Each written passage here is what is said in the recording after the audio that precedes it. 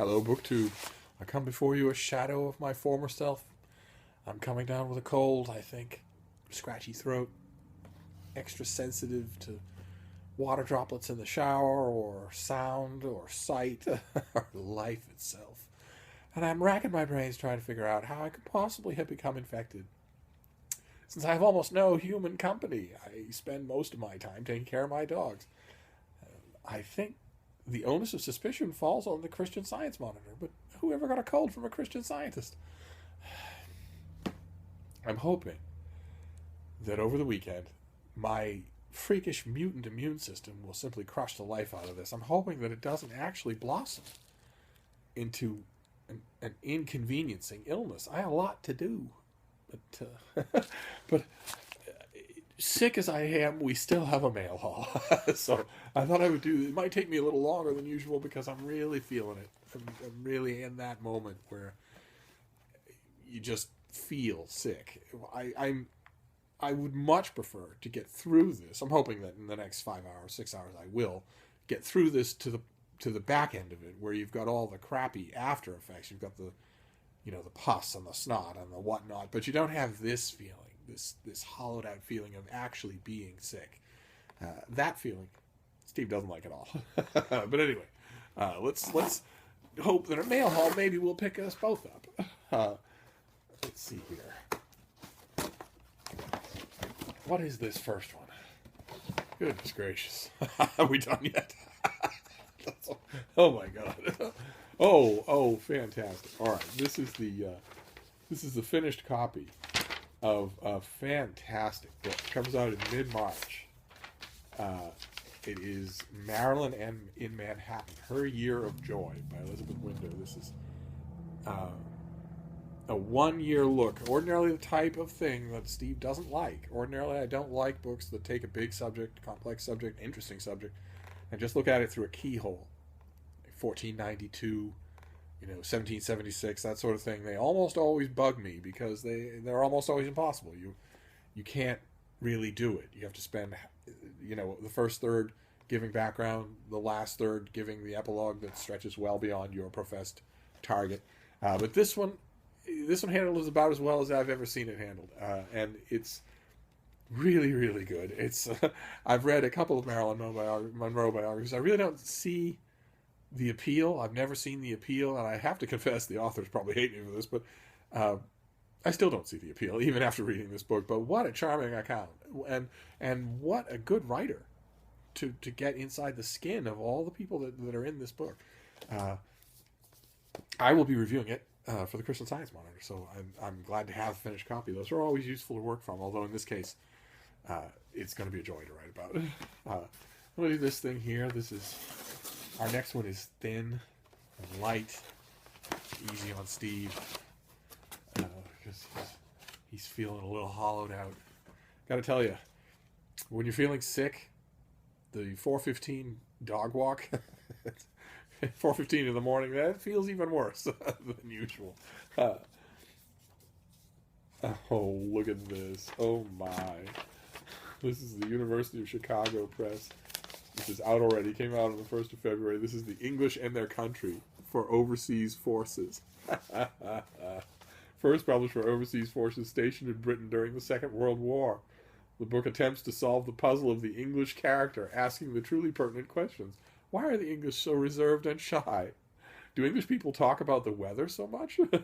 What is the English class system? I imagine in here somewhere will be the $64,000 question. What the heck is up with the food? The people of the English North are blunt of speech and manner. They call it honesty. The South calls it uncouth. The beloved North of England. How I love it. Minding one's own business is a prominent feature of English behavior. Okay, very good. It's where's my, oh, there it is. It's getting to be a bit late, but I'll happily look at it. Then we've got this thing, one of these vacuum press things, but I don't even know if I have the strength to open it.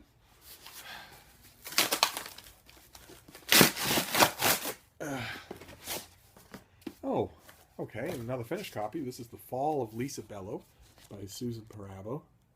We saw this as an advanced copy. When does this come out? Oh, it's already started to get press. Oh, it comes out today. Well, March 15th, 14th. That's not today anymore. I was notified this morning, much to my horror, that March is in its third week now. I did not know that. So I'll have to rejigger a lot of deadline stuff because I'm frozen thinking that March has just started. That's another one of the perils of never leaving the house. I remember vividly working retail, 9 to 5, where you're very conscious of the date because you know when your next day off is, and all that sort of stuff. Just that clock constantly ticking in your mind. I don't miss it. I really don't. But it does. After a while, it creates a sort of a fog of imprecision about things like dates or days of the week. I get an endless amount of crap from my muscular teenagers about my inability to quickly know what day of the week it is. And that's also that's not just a side effect of not working 9 to 5 in retail. That's also a side effect of not watching TV. So that you don't have a night in mind. You're not saying, well, tomorrow night is such and such. But what have we got here? Oh, okay. All right, very good. This is another finished copy. This is also from last week. These finished copies are getting to me late, but that's all right. No, this is next. This is March 7th. Sorry. And this is Wild Nights, about sleep, about the human sleep pattern, how taming sleep created our restless world. Why is sleep frustrating for so many people? Why do we spend so much time and money managing sleep, medicating it, and training ourselves and our children to do it correctly? In Wild Nights, Benjamin Reese finds answers in sleep's hidden history, one that leads to our present sleep-obsessed society, its tacitly accepted rules, and their troubling consequences. We define a good night's sleep very narrowly. 8 hours in one shot, sealed off in private bedrooms, children apart from parents. But for most of human history, practically no one slept this way. Tracing sleep's transformation since the dawn of the industrial age, Reese waves together insights from literature, social and medical history, and cutting-edge science to show how and why we have tried and failed to tame sleep. And I never read the advanced copy. Oh, God, he's a baby. Look at him. He's very young. And he lives in Atlanta. Interesting. Of course, the subject is of obvious interest to me since I've had more experiments, more testing done on me when it comes to sleep than anybody you're ever going to meet. I am freakish when it comes to sleep, and that has been of great interest to people over the decades. But I'm always interested in reading about sleep. I always find it a little mysterious. So, anyway, let's move on. Let's move on while I still have the strength. And plus, once I'm done filming this mail haul, then I've got to edit the sucker. I have no intention of doing any editing.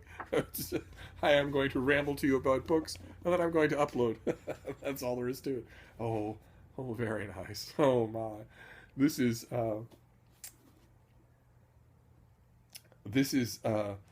Streams of Gold, Rivers of Blood: The Rise and Fall of Byzantium, 955 A.D. to the First Crusade, by Anthony Caldelis. We'll leave out the slight mistake in the title, that it is not 955 AD, it is AD 955. The Latin is possessive, so the date has to come after it. It comes before for BC and after for AD, but that's all right. He's a professor of Greek and Latin at Ohio State University. He is the author of the Christian Parthenon and Hellenism in Byzantium, among other titles. And this comes out in July. So a big new history of the Byzantine Empire. Great. Just great. And then I've got a pile over here as well. What's this next one? This is smaller than the others. Let's see what it is here. Harvard University Press title, called The Boatman. Henry David Thoreau's River Years. Oh, isn't that interesting? Henry David Thoreau's bicentennial birthday on July 12th, 2017. We'll be getting Thoreau books then. It's an excellent opportunity to examine an aspect of his life commonly left out of his well-known public image, his time spent navigating and advocating for the Concord River. This book argues that the Concord River ecosystem was very important to the life of America's most famous backyard naturalist. Thoreau spent more time on the river than he did at Walden Pond, building 3 wooden boats in his lifetime and rigging and retrofitting several others. The townspeople of Concord were as likely to see Thoreau paddling on the river as to encounter him on Main Street. Fantastic. Fantastic. Okay, so this comes out in mid-April. It sounds great. It sounds absolutely great. We're getting some good history titles here. This is coming as close as it can to making Steve feel a little better. What's this next one here? God, do I sound as bad to you as I do in my own ear? Sound in my ear, to my own ears, it sounds terrible. Okay, so this is Say Nothing by Brad Parks. Did not request it. It looks like a thriller. Kind of a nice cover, right? Red with a house in the background there. Has a cover blurb from Lee Child. Outstanding. Starts with a bang and gets tenser and tenser. Okay, so what is this? Comes out in March, early March. Say Nothing finds federal judge Scott Sampson left doubting everyone he thought he could trust when his twin children are kidnapped and held for ransom. When asked where this idea came from, Parks explains, "An author buddy once told me you have to write the book that scares you. My kids are elementary school aged, and I can think of nothing more terrifying than someone kidnapping them. Every time I see my wife and kids hop in the car and drive off somewhere, I think, there goes my whole world right there. That sense of fragility and vulnerability permeates Say Nothing." Kind of odd that an author would be so confessional like that. That's interesting. Okay, so an author buddy once told me you have to write the book that scares you. So then I guess that would mean that Stephen King is terrified of bad books. Aren't we all? All right, so Say Nothing by Brad Parks. We've got this thing here. What is this? What is this? Oh, this feeling of being sick. I don't mind the after effects. I don't mind that. I can just laugh about it with everybody else. This feeling of being sick, this feeling of being weak and hollow and extra sensitive, it just stinks. It's a sign of the virus in full operation, and who wants that? Oh, wow. Fantastic.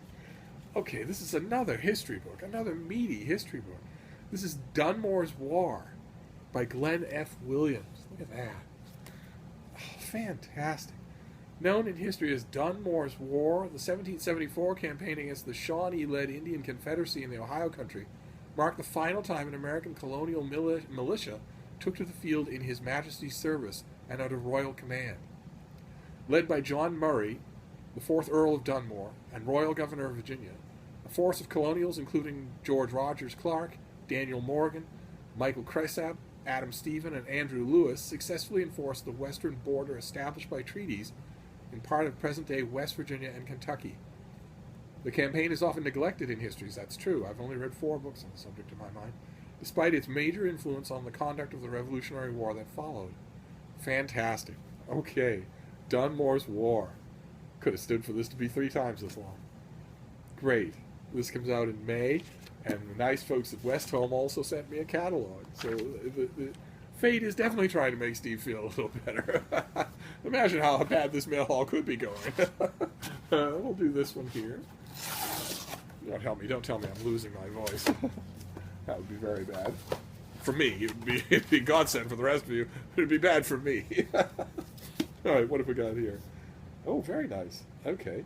This is a political profile of Ellen Johnson Sirleaf called Madam President. I think we saw this as an advance copy months ago. This is probably out already. What have we got here? Oh yeah, it's got to be out already. Look at all these plaudits. Good Lord. Now it comes out in the first week of March, in time for International Women's Day. Interesting. Okay. I have heard lots of good things about this, so I confess I haven't read the advance copy that I got, so I will do that. Probably not this weekend, since I imagine I won't be feeling very good. But you never know. Oftentimes, even when I'm feeling really rotten, I take great comfort from reading. So this might be one of those times. But let's see what this is. The last book. Okay, I didn't request this either. This is Bed-Stuy is Burning, a novel by Brian Platzer. Who's Brian Platzer when he's at home? He has an MFA from Johns Hopkins Writing Seminars and a BA from Columbia University. Good Lord, that's an education that costs $500,000. His writing has appeared often in the New Yorker's Shouts and Murmurs and McSweeney's, as well as the New York Times, the New Republic, Salon, and elsewhere. He lives with his wife and 2 young sons in Bed-Stuy, Brooklyn, and teaches middle school English in Manhattan. So those of you who aren't familiar with New York abbreviations, Bed-Stuy is Bedford-Stuyvesant, and it's used to be an absolutely nightmarish place to go. I've spent time there. I don't know if it is anymore. I can't imagine that Bed-Stuy would ever gentrify, but you never know. So let's see what we have here. Once known as the largest ghetto in the U.S., notorious for the 1964 race riots and immortalized in Spike Lee's Do the Right Thing, the Bedford-Stuyvesant Brooklyn of today is more notable for its headlines in the real estate section. But as overt and systemic racism converges with a steady march of gentrification, the neighborhood again finds itself at the center of a cultural quandary. In the gripping, timely, and morally nuanced debut, Bed-Stuy is Burning. Ah, so this is a debut. Okay. Interesting. And this comes out in July. It's you gotta wonder when you look at something like this, why this isn't City on Fire by Garth Halbert. Why isn't this guy in the news for making millions in his advance? For writing essentially the same novel, essentially, a delving into New York urban history and key events before he was born, just before he was born, I would imagine. You just never know. I guess you never know. I doubt that this will get reviewed everywhere the way Garth's book did. But this is the press calls it Do the Right Thing meets The Bonfire of the Vanities. Set over the course of one cataclysmic day when riots erupt in a rapidly gentrifying Brooklyn neighborhood. Okay, very good. All right, so we have Madam President. We have a debut historical novel. We have history of Dunmore's War plus a catalog. That's just great. Say Nothing by Brad Parks, thriller. The Boatman, about all the time that Henry David Thoreau spent on the Concord River. Streams of Gold, Rivers of Blood, a history of the Byzantine Empire. Wild Nights, about sleep. The Fall of Lisa Bellow, a novel. Marilyn and Manhattan, a great keyhole biography of Marilyn Monroe. And The English and Their Country for Armed Forces. What a varied haul, but I love the concentration on history and biography. Very appreciated for Steve at the cusp of his deathbed. So I don't know if there'll be other videos today, BookTube. We'll see, but if not, I'll recover soon, and we'll be back to business in no time. Thank you.